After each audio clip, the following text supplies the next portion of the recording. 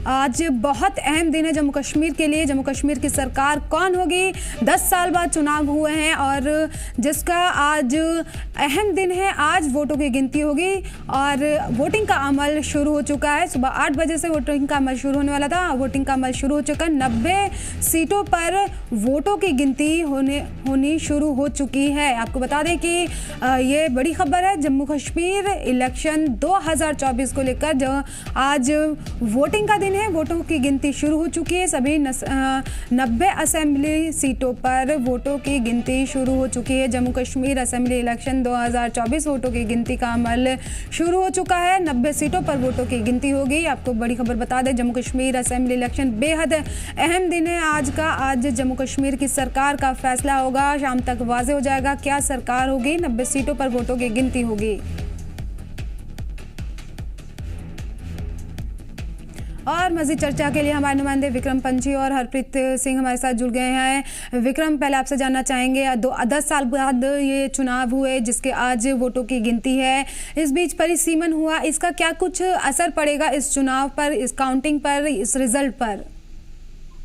जी, जिस तरह से आपने कहा कि 10 साल के बाद जो है वो चुनाव हुआ है, यास्मीन बिल्कुल सही है। 10 साल के बाद ये चुनाव जो है वो हुए हैं और कहीं ना कहीं काफी उत्साह जम्मू कश्मीर के लोगों को था इस असेंबली इलेक्शन को लेकर। और जब असेंबली इलेक्शन हुई तो भारी मात्रा में जो लोग हैं वो मतदान करने के लिए भी निकले और काफी अच्छा जो पोलिंग परसेंटेज है वो सामने देखने को मिली। अगर वही बात की जाए तो आज जो है मतगणना है, यानी कि काउंटिंग है और काउंटिंग की प्रक्रिया जो है 8 बजे से शुरू हो चुकी है। और यहाँ पर सुरक्षा व्यवस्था की बात की जाए तो सुरक्षा व्यवस्था फ्री फायर सुरक्षा व्यवस्था पूरी तरह से खड़ी की गई है।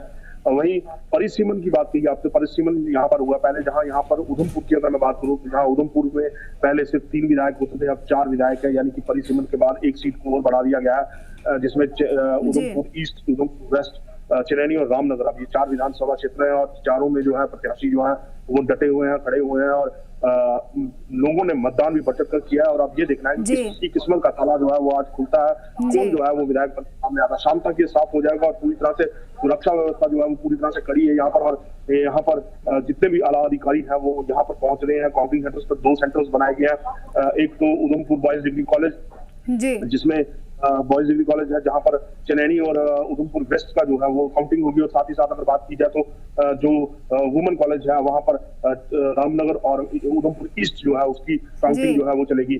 तो काफी उत्साह जो है वो भी प्रत्याशियों को देखने को मिल रहा है और एक टफ फाइट जो है वो भी देखने को पिछले दिनों से लगातार मिल रही थी। अगर एग्जिट पोल की बात करें तो वो भी देखने को मिले। और ये बताया गया कि यहाँ जो है जिस तरह से 3 सीटें जो है भाजपा के खाते में बताई गई है और 1 सीट जो है वो निर्दलीय उम्मीदवार को बताई गई है। लेकिन अब देखना ये होगा कि क्या ये एग्जिट पोल जो बताया गया था वो कितना सही होता है और क्या यहाँ जो है वो एग्जिट पोल के हिसाब से ही जो सीटें हैं वो आती हैं। फिलहाल काफी दिलचस्प होगा और अब काउंटिंग जो है वो शुरू हो चुकी है और धीरे धीरे नतीजे जो है वो सामने आते रहेंगे। कौन वोटों की गिनती शुरू हो चुकी है, धीरे धीरे नतीजे आना शुरू हो जाएंगे। विक्रम, आप जुड़े रहिए हमारे साथ में।